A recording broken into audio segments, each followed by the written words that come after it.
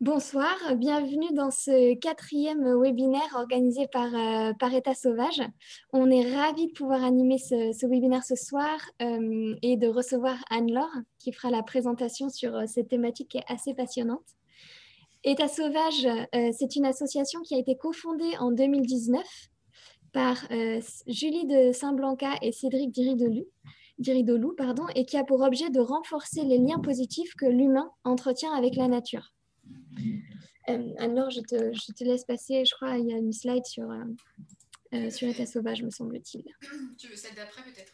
Oui. Exactement. Et en fait, notre association repose sur 3 piliers d'action concentrés autour de la préservation de la biodiversité et des milieux naturels sauvages via des actions de sensibilisation du public, des ateliers, etc. Ce webinaire en fait partie, justement. La sensibilisation et l'éducation à l'écologie, le partage de connaissances, le partage de savoir-faire respectueux de l'environnement. Et également la plantation d'arbres afin d'aider à la séquestration du carbone, la régénération de la biodiversité, une gestion raisonnée des ressources notamment. Et ça, on le met en œuvre sans relâche depuis qu'on a été créé, notamment avec un crowdfunding qui a été porté l'année dernière. Celles et ceux qui nous suivent le savent peut-être, ont peut-être même participé. Et d'ailleurs, les personnes ayant participé et celles et ceux qui reçoivent les nouvelles de l'association savent que ça devrait voir le jour très bientôt. Ça, c'était un petit teasing pour si vous avez envie de vous abonner à la newsletter de l'association et d'en savoir plus. Ce soir, on a le plaisir d'accueillir Anne-Laure Meekens qui va nous parler de la relation homme-animal et notamment dans le contexte du dérèglement climatique et de la transition écologique. Anne-Laure, tu es juriste de formation. Tu as travaillé pendant 10 ans pour le ministère de l'économie et en 2017, tu as cofondé l'association Animal 360 pour laquelle tu es allée pendant 2 ans à la rencontre des acteurs de la protection animale autour du monde afin de découvrir les différentes actions possibles en faveur des animaux. Tu es titulaire d'un diplôme universitaire Animaux et Société, une formation multidisciplinaire qui traite de la relation humain-animaux, et tu es également aujourd'hui enseignante à la faculté de Rennes. Et en 2020, tu as fondé Drôle de Zèbre, une entreprise qui a l'ambition d'améliorer la cohabitation humain-animaux de manière systémique. Je te laisse la parole, je vais couper mon micro, et je me permets juste de préciser pour celles et ceux qui le souhaitent, au fur et à mesure de la présentation d'Anne-Laure, si vous avez des questions, n'hésitez pas à les mettre dans le chat. Moi, je vais les récolter, et puis quand on passera à la partie questions-réponses, je me permettrai de les reposer. Bon webinaire à tous. Merci beaucoup, Sophie, pour la présentation. Merci aussi à État Sauvage de me permettre de réaliser ce webinaire sur un sujet évidemment qui me tient à cœur. Je ne vais pas me représenter puisque tu l'as bien fait. Je veux juste rajouter que je suis également vice-présidente de l'association Éducation éthique animale qui promeut l'intégration de l'éthique animale, notamment dans les programmes scolaires. Alors, pour ce webinaire intitulé « Les animaux sont-ils l'avenir de l'humanité ?» je vous propose de répondre à la question en 3 parties. Donc, d'abord, une première partie où je vais introduire donc les termes qu'on va utiliser dans ce webinaire. En deuxième partie, je vais développer la place des animaux dans la crise, et plutôt les crises d'ailleurs. Et en troisième partie, je développerai les pouvoirs toutes les actions en fait, qu'on peut faire au niveau individuel et également collectif. Alors, c'est parti pour la première partie, l'introduction. Donc, on va définir le terme animaux, le terme biodiversité, et je vous ferai une brève frise chronologique de l'histoire des animaux. Alors, les définitions officielles donc, du terme animal, en fait, il y a plusieurs définitions qui sont, donc là, on voit, j'ai fait juste des extraits du Larousse et du Robert. Donc, on voit que c'est un concept qui tantôt exclut, tantôt inclut les humains. Donc là, clairement, on voit que ça opposition à l'homme, donc ça exclut l'humain. Celle-là, cette définition, elle inclut plutôt l'humain. Et on voit que, alors je vous ai mis la définition scientifique officielle qui est issue d'un manifeste du Muséum national d'histoire naturelle. Et donc la définition scientifique officielle est celle-là, et on voit que c'est pas si simple que ça en fait de définir ce terme. Donc c'est bien le groupe des métazoaires dont tous les membres partagent des caractéristiques exclusives, comme la présence de collagène ou encore une façon particulière d'assurer la cohésion des cellules entre elles. Et donc, cette définition est inclusive, c'est-à-dire qu'elle inclut l'humain parmi les animaux. Ensuite, la biodiversité. Donc, la biodiversité, c'est une notion qui est complexe. Souvent, on a des images qui nous viennent quand on parle de la biodiversité. Donc, souvent, on a une forêt, une prairie, des animaux souvent sauvages. En réalité, ça comprend également d'ailleurs les humains, aussi les animaux de compagnie, les animaux dits de rente. Et donc, il s'agit effectivement d'une notion complexe et aussi récente. Alors, on n'a pas l'impression parce que le terme biodiversité, on l'entend beaucoup, surtout en ce moment. Et en fait, c'est une notion qui est apparue seulement en 1985 et elle a été popularisée notamment en 1992 au sommet de la Terre à Rio. Alors, est-ce qu'on peut la résumer en disant que c'est l'ensemble des vivants? Oui, mais c'est très résumé. Et ça enlève un peu de complexité à en fait, la réalité de ce terme-là. Donc, généralement, on la définit comme la diversité à plusieurs niveaux. Donc, c'est la diversité des écosystèmes, des espèces et des individus, et aussi toutes les relations entre eux. Et c'est là où c'est complexe, c'est que c'est une notion qui est très évolutive et c'est une notion qui n'est pas du tout figée. Et donc, la biodiversité, ça correspond également à ces images-là, même si on ne se dit pas de façon intuitive, tiens, ça, c'est de la biodiversité. Et donc, là, je vous ai illustré en fait, les plusieurs niveaux de biodiversité. Donc là, on a la diversité des écosystèmes.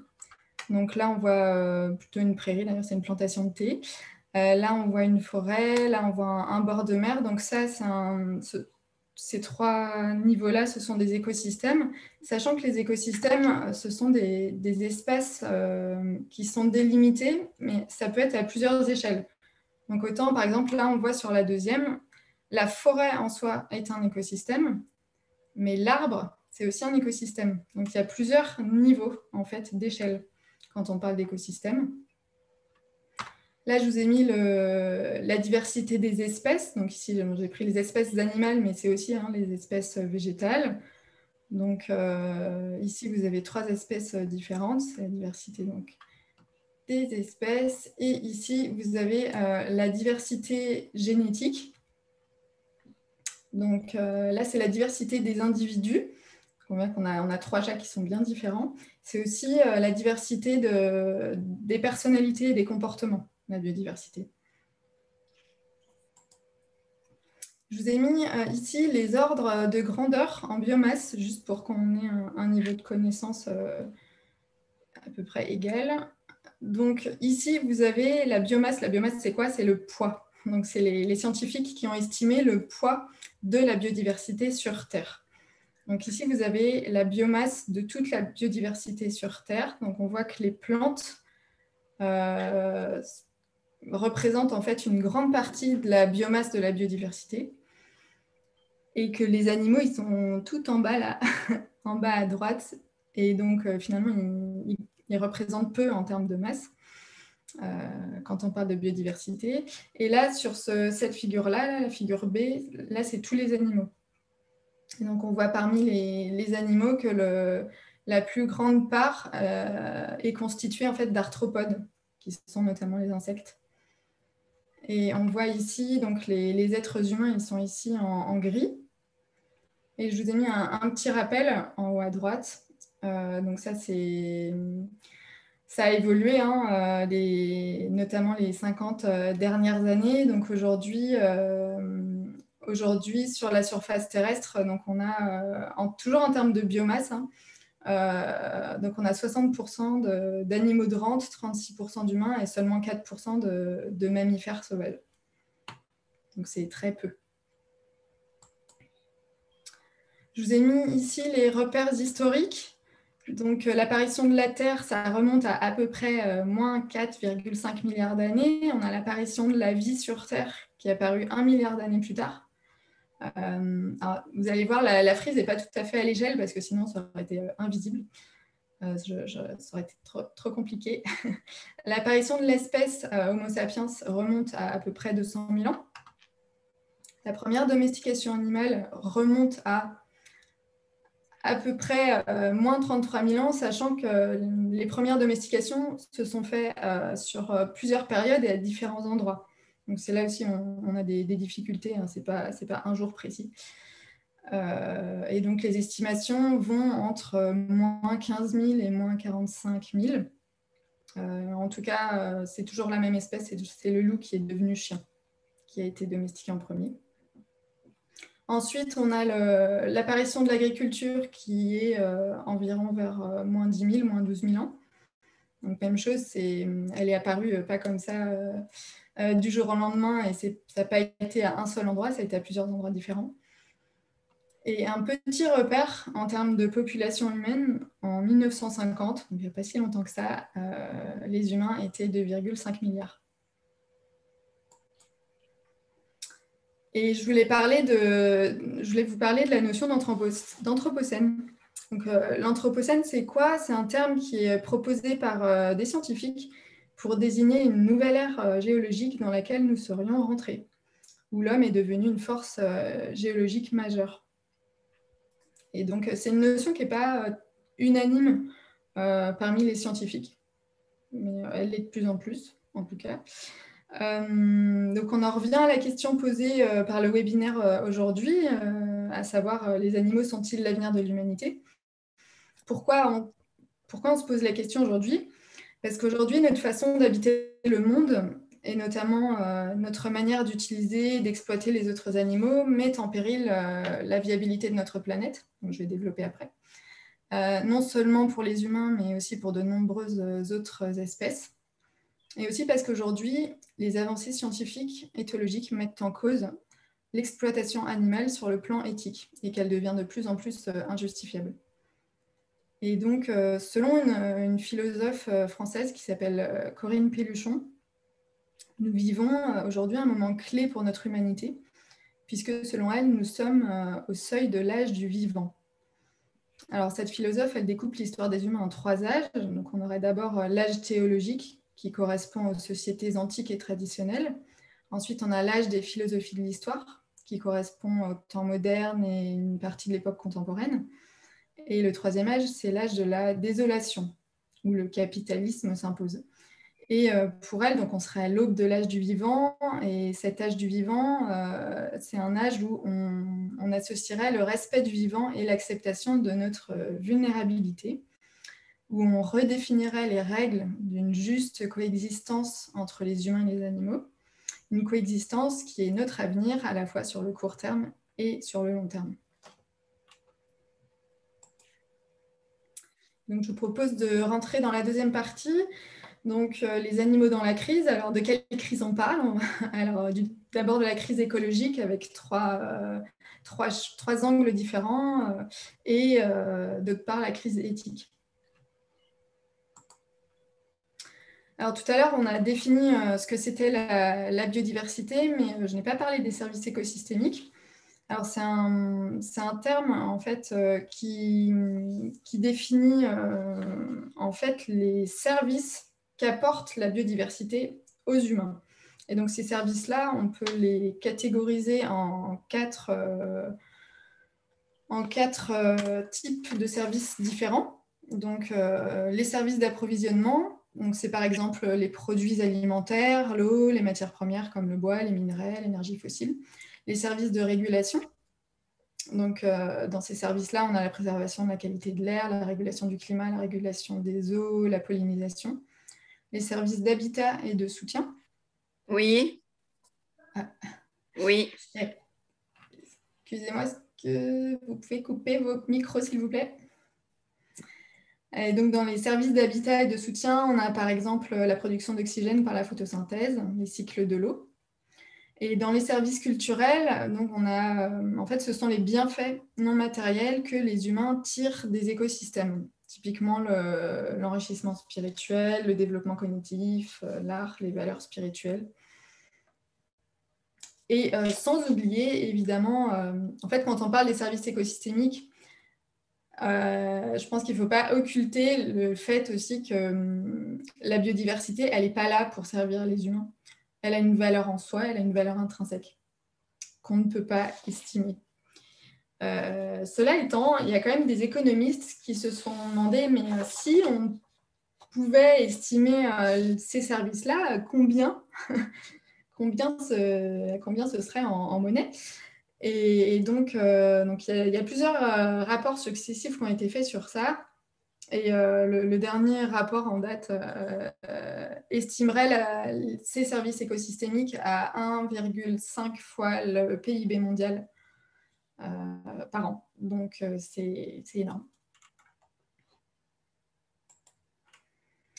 Et aujourd'hui, donc, on a l'état de la biodiversité n'est pas voilà. Il est très dégradé.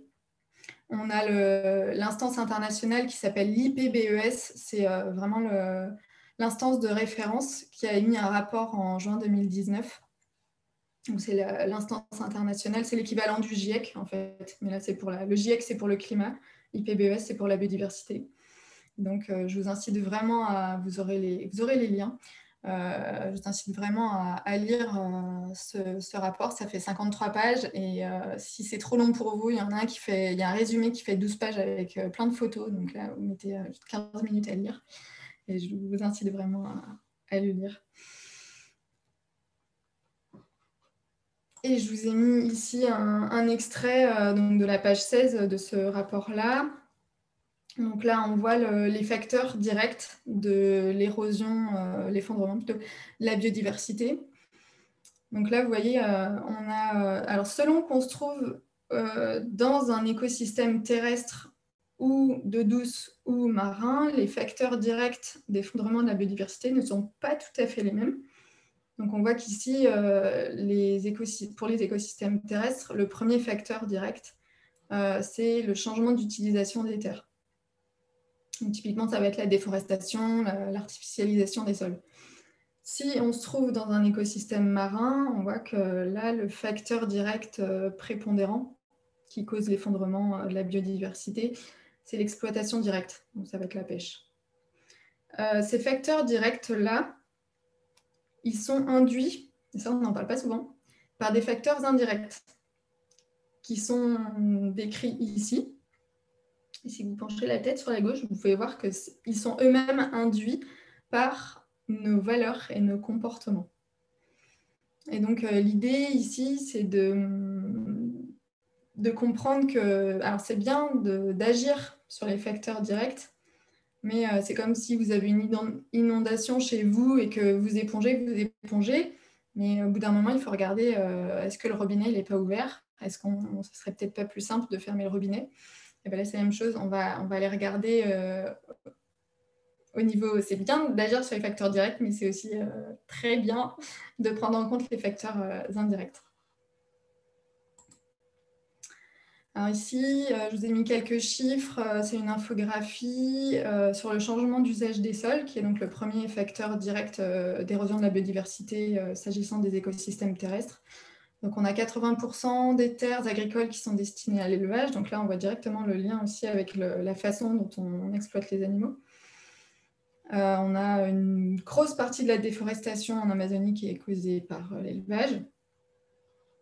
Et donc, on voit que l'accaparement des terres est notamment pris par le pâturage et les cultures. Et une grande partie, d'ailleurs, des cultures est utilisée pour nourrir les animaux. Je vais passer rapidement aussi sur le changement climatique parce que je pourrais vous en parler très longtemps. J'ai choisi juste cette infographie-là qui est extraite du rapport Faire sa part de Carbone 4. C'est pareil, je vous conseille vraiment de le lire. C'est vraiment très, très instructif. Donc, c'est un rapport qui mesure en fait quelles sont nos responsabilités et nos pouvoirs d'action en fonction de où on agit. Donc, si on est individu, si on est entreprise ou si on est collectivité, en gros, ou État. Et donc là, on voit que là, c'est une infographie sur la réduction de CO2 induite par les gestes individuels. Et on voit qu'au niveau des individus, l'alimentation, elle a une grande importance. Et donc là, donc c'est en jaune, hein. On voit l'importance du régime végétarien et on peut le mettre en parallèle avec le fait de manger local. Et ensuite, le troisième enjeu de la crise écologique, c'est l'enjeu sanitaire. Donc, je vous ai mis ici un visuel. Alors, il y a pas mal de rapports qui sont sortis l'année dernière, enfin, il y a quelques mois. Là, c'est un rapport de l'ONU qui s'intitule « Prévenir de prochaines pandémies ». Et donc, dans ce rapport, il y a 7 grands facteurs favorisant l'émergence de zoonoses qui ont été décrits. Et donc, on voit que les 3 premiers sont directement liés à l'exploitation qu'on fait en fait, des animaux. Donc, en 1, la demande accrue de protéines animales, intensification de pratiques agricoles et utilisation, exploitation des espèces sauvages. Donc là, encore une fois, il y a le lien entre la crise, la pandémie qu'on vit actuellement et les animaux, et la façon dont on traite les animaux.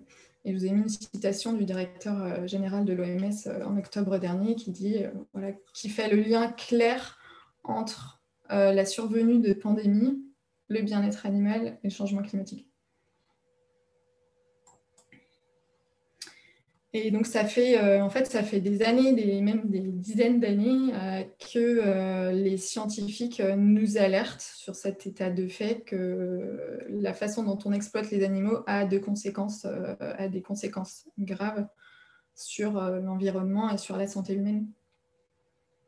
J'ai mis des exemples de tribunes faits par des universitaires, notamment, et des scientifiques, et là, des élus aussi. Et là, alors, je voulais vous parler aussi de l'approche One Health. Donc là, c'est une infographie de l'INRA. Donc, c'est quoi l'approche One Health? Donc, c'est à la fois un concept et une réalité.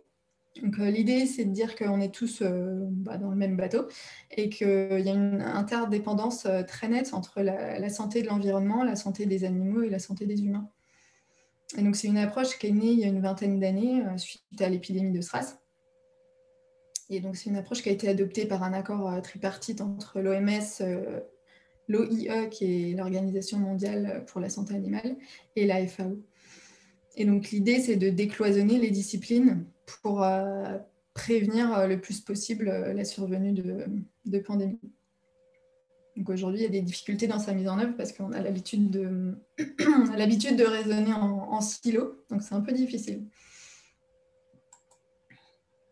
Je vous ai mis ici la définition du bien-être animal. C'est une définition, alors en France, c'est l'ANSES qui a donné cette définition officielle que depuis 2018. En fait, c'est une notion qui est assez complexe aussi, le bien-être animal.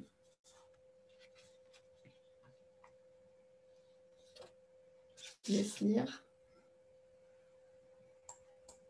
Je suis désolée, je suis obligée d'aller un peu vite.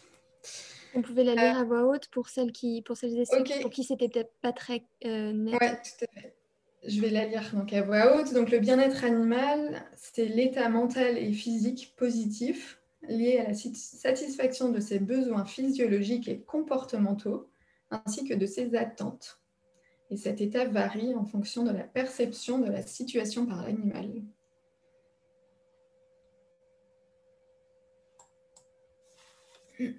Et aujourd'hui, il y a de plus en plus d'études qui font vraiment la corrélation entre le bien-être animal et le bien-être des humains, le bien-être social. Alors, je vous ai mis ici, un ouvrage d'un chercheur au CNRS qui s'appelle Romain Spinoza. Donc, son livre, c'est « Comment sauver les animaux, une économie de la condition animale ». Et donc, son livre explique et résume de nombreuses études en économie comportementale qui indiquent une corrélation entre le bien-être animal et le bien-être social.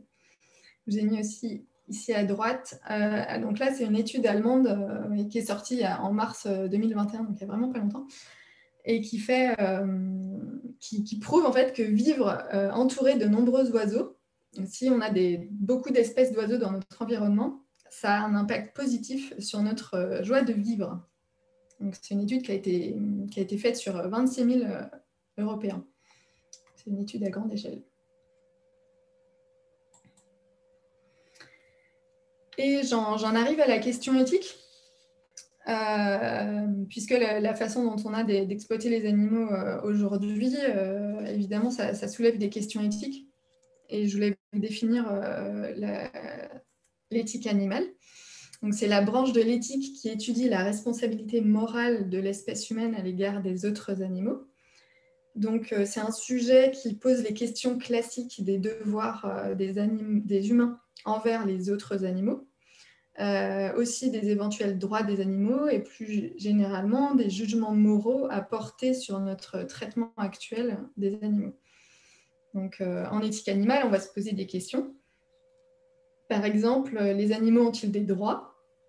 Quelle est notre responsabilité morale dans le cadre des utilisations qu'on fait d'eux pour se nourrir, se vêtir, faire progresser la recherche scientifique?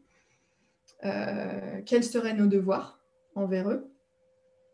Et donc la grande majorité des philosophes s'accordent sur le fait que les animaux sont des patients moraux, c'est-à-dire que ce sont des individus envers qui un agent moral a une responsabilité. Donc là, on a la notion de responsabilité qui arrive. Aujourd'hui, la question du statut moral des autres animaux est devenue un véritable sujet de société. Et d'ailleurs, il y a la notion de sentience qui prend de plus en plus de place dans les questions éthiques. Et donc, ça remet en cause évidemment la vision anthropocentrée.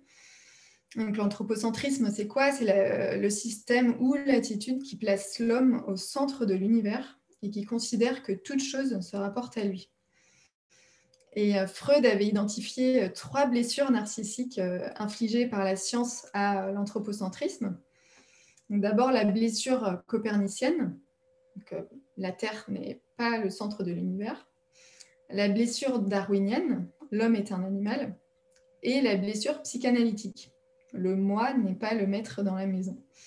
Aujourd'hui, on peut en ajouter une 4e à l'aune des découvertes de l'éthologie, puisque l'être humain n'est pas le seul à penser, à ressentir et à être conscient. Et donc aujourd'hui, on a des enjeux éthiques qui se posent vis-à-vis de nos relations avec les animaux. Et donc, par exemple, en 2012, il y a une déclaration qu'on appelle la déclaration de Cambridge, qui en fait, c'est un groupement de neuroscientifiques internationaux reconnus qui ont fait la déclaration suivante.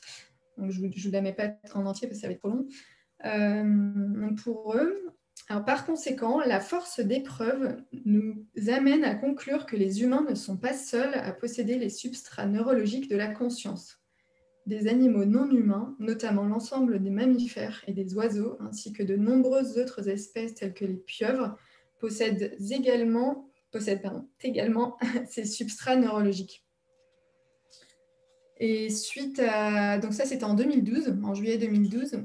Ensuite, on a eu une expertise scientifique qui a été faite par l'INRA en France. Donc là, sur Internet, vous pouvez trouver assez facilement le résumé de l'expertise scientifique sur la conscience.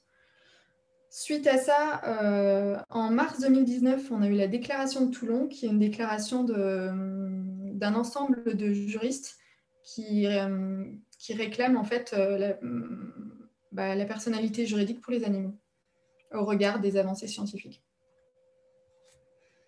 Et donc, c'est vrai que dans notre société française, mais pas que, on a des attentes sociétales de plus en plus fortes Et donc aujourd'hui, on a 9 Français sur 10 qui pensent que la cause animale est importante. On a une énorme majorité de personnes qui sont contre l'élevage intensif et qui sont contre la chasse.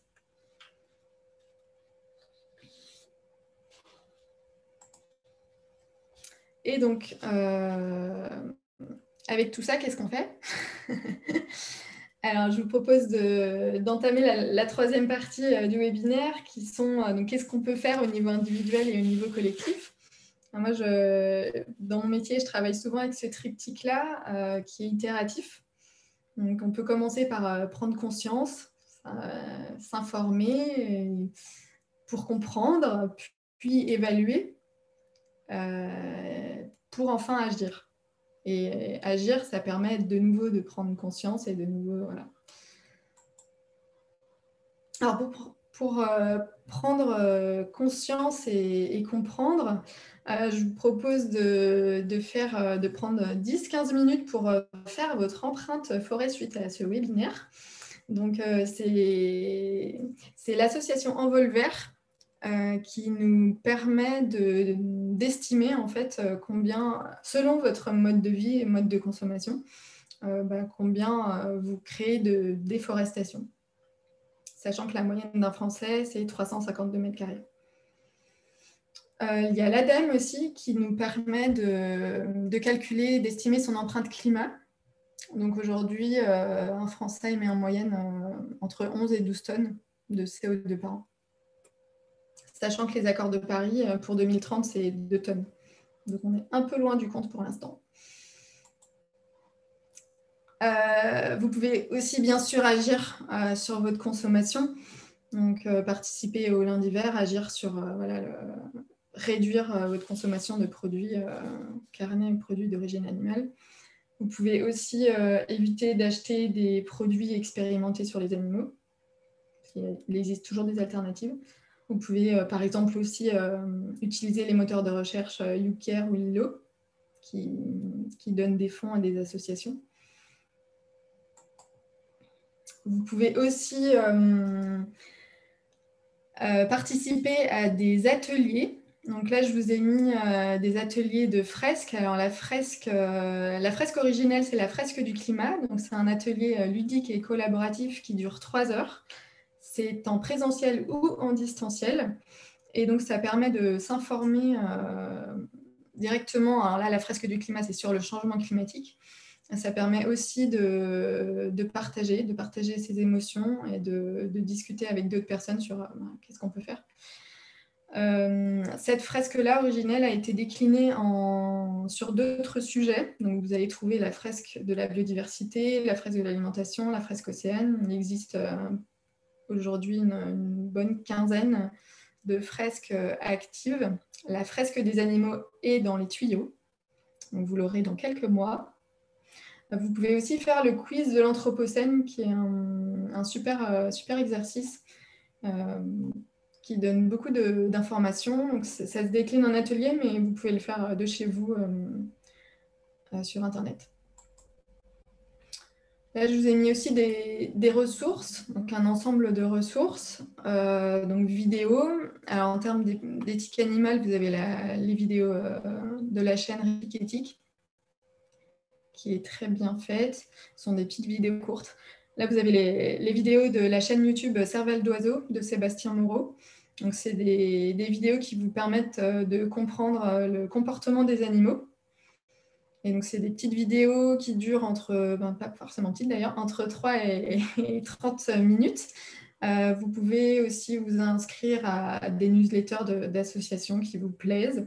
La newsletter Animatopie, elle est hebdomadaire et elle vous permet d'avoir un panorama vraiment général de tout ce qui se passe en lien avec les animaux. Le podcast Zootopique, je vous laisse découvrir. Et vous pouvez aussi, bien sûr, vous inscrire vous abonner en fait à des pages Facebook notamment. Je vous ai mis ici quelques références d'ouvrages. Donc, les 3 premiers sont des ouvrages plutôt généraux qui traitent la question animale de façon multidisciplinaire. Ces deux-là, ces ouvrages-là, encore de Sébastien Moreau, c'est le même qui fait la cervelle d'oiseau sur YouTube. Donc là, ce sont des bandes dessinées. Donc c'est plus axé éthologie. Et c'est très drôle en plus. Je vous conseille. Vous avez aussi des ouvrages, là c'est plus des ouvrages sur l'éthique animale. Donc vous avez, on a 2 spécialistes en France d'éthique animale, on en a plus que ça, mais en tout cas,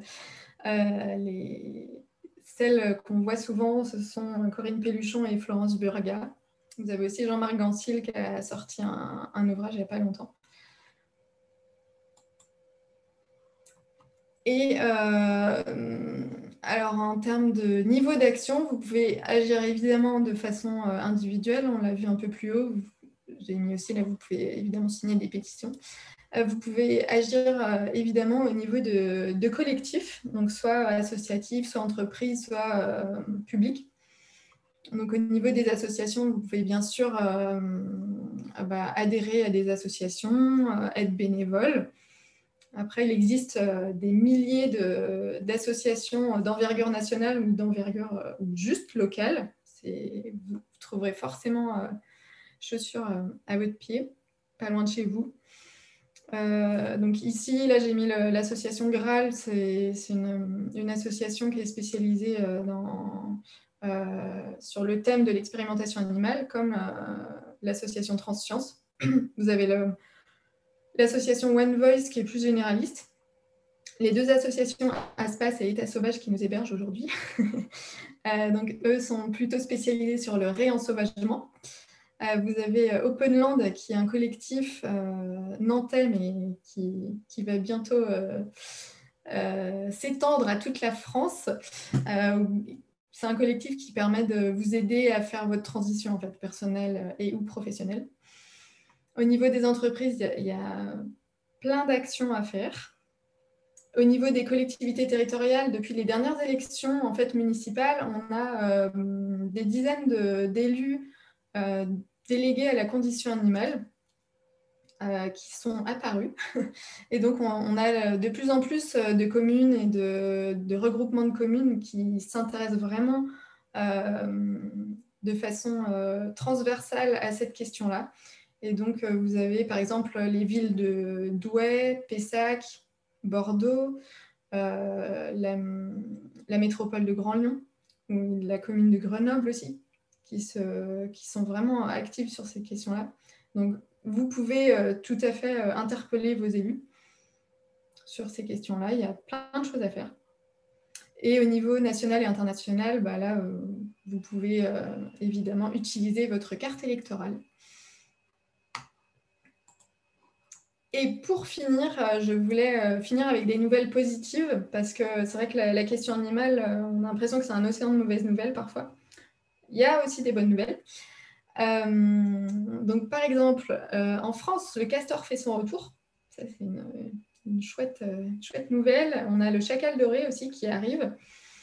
On a il n'y a pas longtemps, c'était en mars dernier, on a le Conseil d'État, qui est la juridiction administrative la plus haute, qui a pour la première fois formulé expressément un droit à la vie.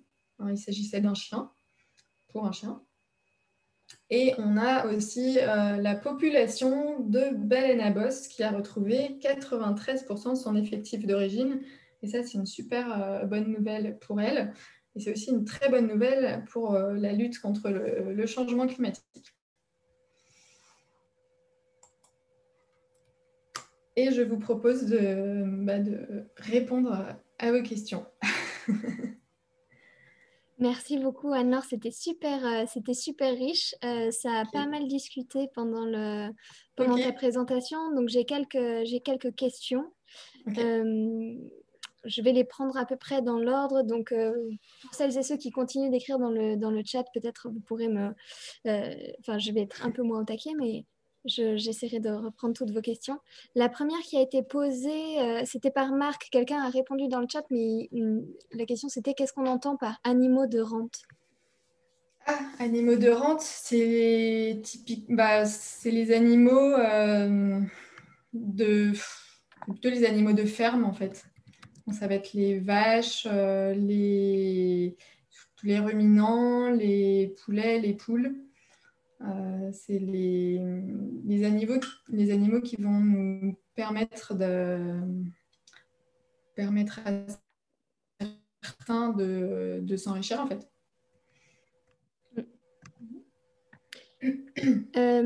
Julie demandait également comment est-ce qu'on peut faire pour changer la perception du bien-être animal que le consommateur a pour pouvoir faire évoluer nos pratiques d'élevage.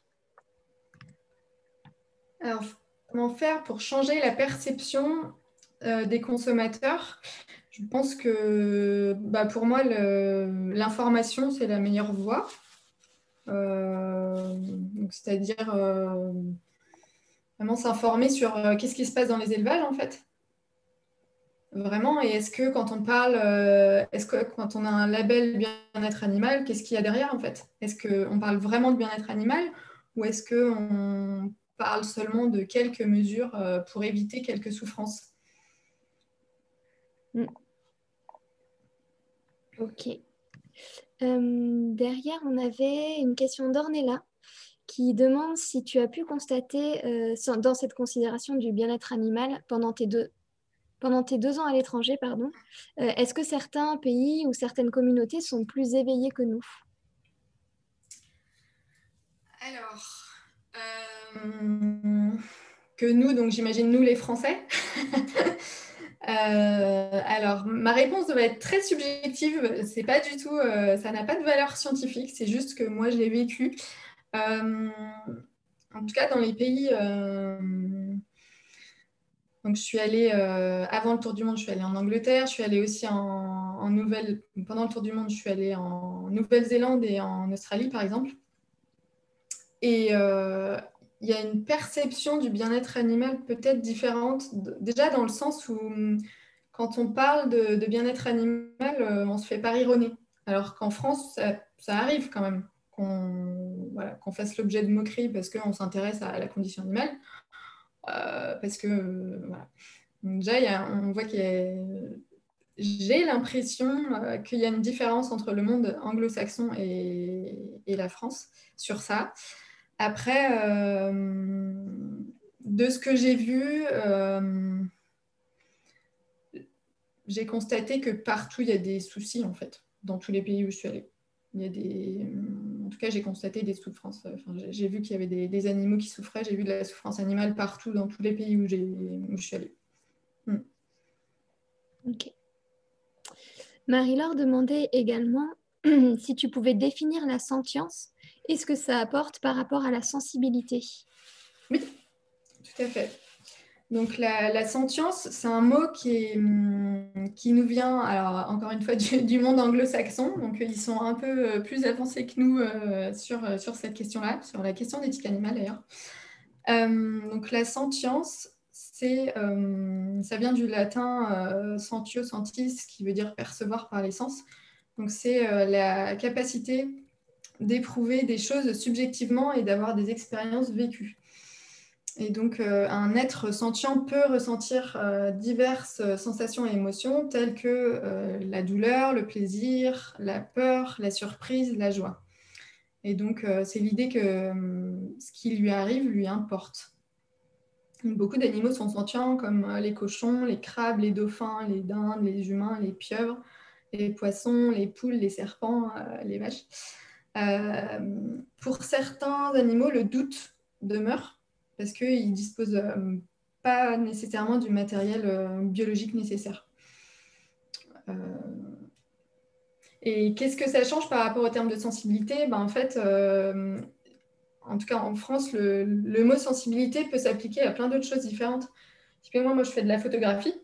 On emploie le mot sensibilité pour parler de la sensibilité du capteur, qui n'a rien à voir en fait avec la sensibilité d'un être vivant. On parle aussi de la sensibilité en termes de photosynthèse, ce qui n'a rien à voir en fait avec encore une fois le terme sensibilité. Et donc en fait l'éthique animale aujourd'hui, elle se construit autour aussi de cette notion-là de sentience. C'est là où c'est important parce que la sentience, ça implique qu'ils ont un intérêt à vivre. Donc les animaux sentients ont un intérêt à vivre, à rechercher le plaisir. Et donc c'est sur ce critère-là que se base le principe de considération morale. Ok. Bon, j'espère que ça répond aux questions. D'ailleurs, la suivante était assez en lien avec ça. La personne demandait si tu avais des idées pour sensibiliser en douceur des adultes non convaincus ou sensibles au bien-être animal, parce qu'Ornella nous disait qu'elle-même, elle a beaucoup de mal à aborder le sujet sans être peut-être un peu trop vindicative. Ouais. Je pense que juste en parler, en parlant de soi, en parlant de sa propre expérience à soi et de ce qu'on perçoit et de ses émotions, en fait. Je pense que le sujet des animaux, c'est un sujet qui a un pouvoir émotionnel assez fort. Et comme vous avez vu tout à l'heure, dans le sondage, 9 Français sur 10 trouvent que la cause animale est importante. Donc, sur le plan des idées, en fait, nous, il y a le concept aussi de biophilie. C'est l'idée qu'on a un attrait naturel, un attrait inné pour les autres formes de vie. Et je pense qu'il faut partir de là. C'est voilà, avec son entourage, ou pas d'ailleurs, hein, les gens avec qui on a envie de discuter, c'est partir de là, de quel est ton animal totem, pourquoi, qu'est-ce que ça te fait. Je pense que pour moi, il faut partir des émotions. Après, ça déroule assez vite. J'espère que ça répond à ta question. J'espère que ça répond aussi. Ouais. Désolée, j'ai pas la solution. C'est vrai que c'est un vrai sujet. Ça revient aussi dans les échanges que moi je peux avoir sur la sensibilisation au climat, comment on fait pour sensibiliser des gens qui ne sont pas... Donc, ouais. je te rejoins tout à fait. Je pense qu'il faut trouver aussi, avec la personne qu'on a en face, la porte d'entrée. C'est-à-dire qu'il y a des gens qui seront plus sensibles à l'argument justement de la sentience ou de l'éthique animale. Il y en a d'autres qui seront plus sensibles sur les enjeux sanitaires. Il y en a d'autres qui seront plus sensibles sur le changement climatique. Et ben, prenons la porte d'entrée qui fonctionne. Et puis après, voilà, on peut plus développer après.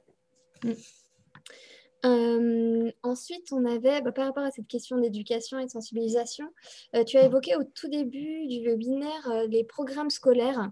Est-ce que la question de l'animal, de sa place, y sont abordés, demande Julie.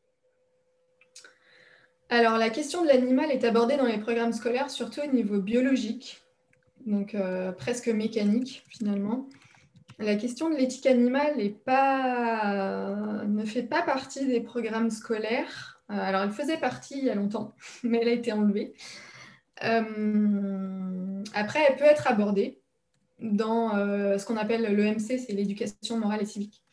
Donc là, en gros, c'est les débats, c'est des débats éthiques qu'on peut faire qu'on peut mener avec les enfants.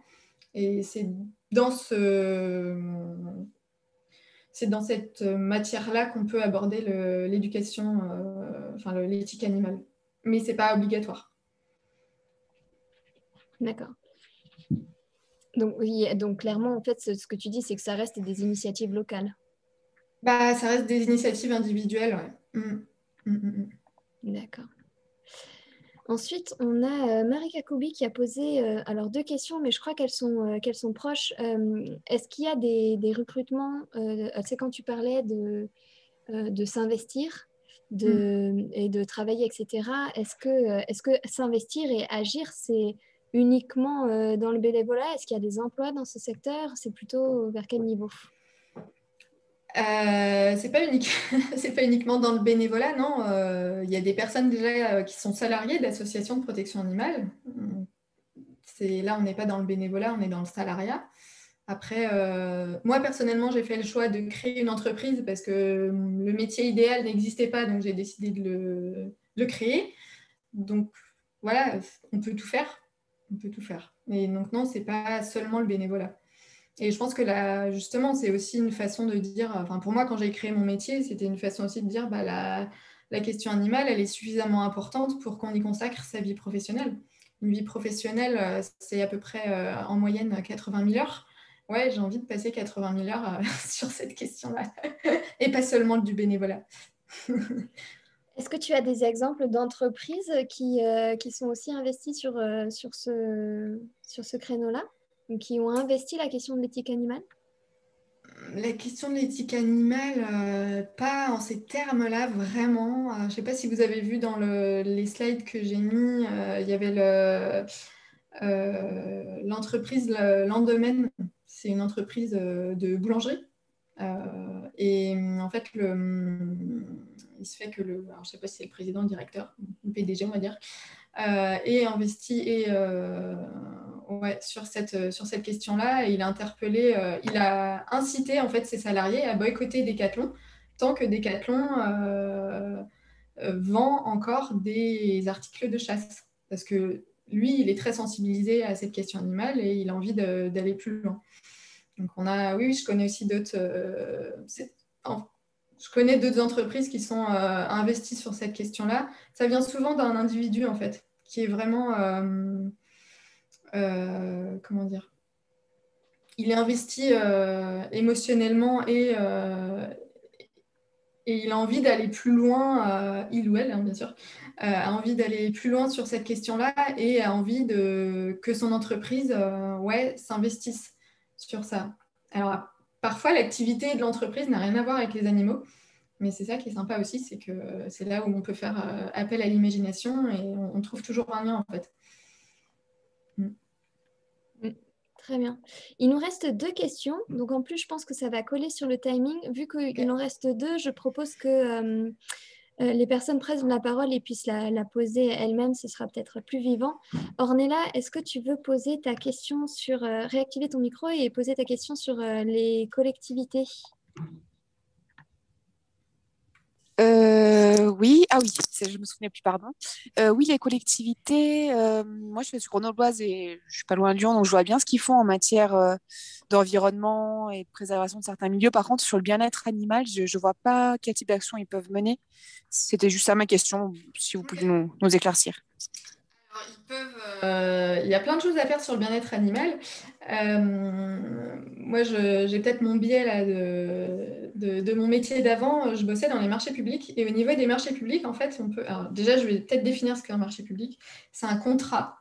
Donc, typiquement, dans la restauration collective, les communes doivent passer des contrats de fourniture de denrées alimentaires pour les cantines scolaires. Et donc, aujourd'hui, là, les communes ont la possibilité d'intégrer un critère de bien-être animal dans les marchés publics, donc dans les contrats, pour dire attention, moi, je ne veux pas, par exemple, d'œufs issus de poules élevées en cage.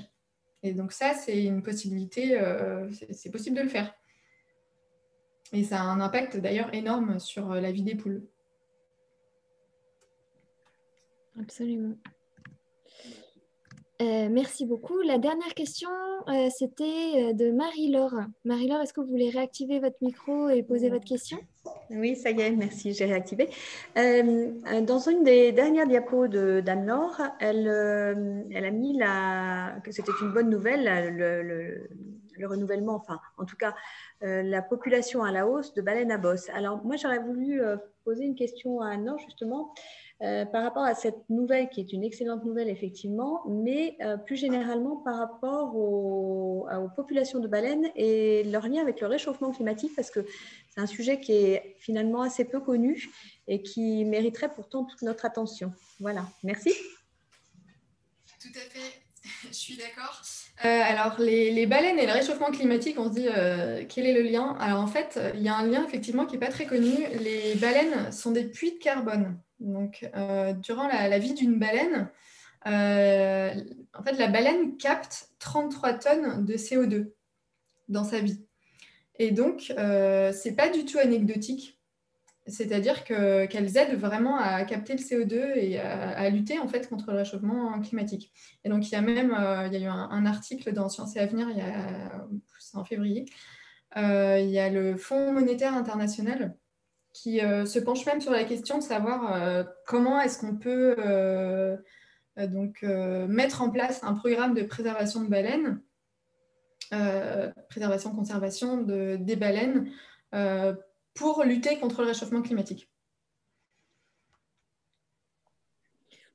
Je me permets juste de préciser peut-être la définition de puits de carbone, qui est considéré comme un réservoir naturel ou artificiel. Donc, les baleines, par exemple, les arbres aussi qui absorbent enfin, les arbres et d'autres plantes qui, par la photosynthèse, absorbent du CO2. Oui, tout à fait. Alors, je vais peut-être développer, par contre, comment ça se fait, parce que c'est vrai que c'est un peu... Alors, c'est un peu complexe scientifiquement, mais en gros, les baleines mangent du zooplancton et du phytoplancton. Donc, par cela même, elles captent le CO2 qui est inclus notamment dans le phytoplancton. Et ensuite, quand elles font leurs excréments, donc les panaches fécaux, ça s'appelle, quand elles font caca, quoi, en gros, elles nourrissent le phytoplancton qui lui-même va capter du CO2. Donc, en fait, c'est un cercle vraiment vertueux qui se crée. Et donc, en gros, la vie d'une baleine, ça équivaut à... après, ça dépend de la baleine, ça dépend des arbres, mais ça équivaudrait à peu près 1000 arbres en termes de captation de carbone. Donc, c'est pour ça que je disais, c'est pas du tout anecdotique. Ah, merci, oui, j'avais pas l'échelle comparative, par exemple. Je crois qu'on a passé toutes les questions, donc je vais en profiter pour te remercier énormément pour cette présentation. Je remercie également toutes les personnes qui ont assisté, qui ont animé le chat, c'était très vivant, toutes les questions qui ont été posées. Merci à toutes et à tous d'avoir assisté et participé à ce webinaire. La dernière chose que je vous mets dans le chat, c'est le lien vers l'association, le site de l'association. Je te remercie encore, Anne-Laure, pour ton animation, pour ton apport de connaissances et ton partage. Merci Aïta Sauvage. Bonne soirée tout le monde. Bonne soirée, au revoir. Merci, au revoir.